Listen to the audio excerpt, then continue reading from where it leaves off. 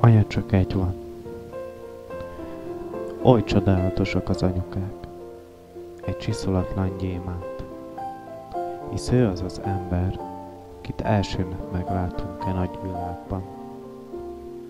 Mikor harcolunk az első kis lépésekért, s látja rajtunk, hogy nem megy, akkor odajön hozzánk, megfogja a kis törékeny kezünket, segít, hogy könnyű legyen számunkra az első kis tatyogás.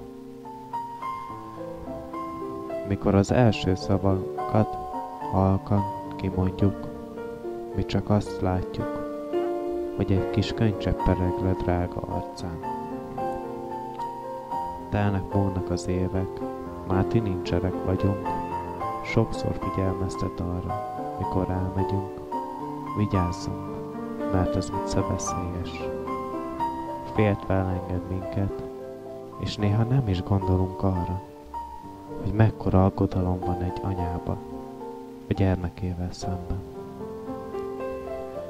Mert számukra mi vagyunk a legnagyobb ajándék egy csiszolatlan életben. Több millió rózsát és kincset ér egy anya. Tiszta szívből szeressük őket. Szavaikat, tetteiket, fáradozásaikat becsüljük meg sugárzó lélekkel. Mert az édesanyák a legszebb szárnyú fehér angyalok. Egy életet adott nekünk, hálásak legyünk mindörökké érte.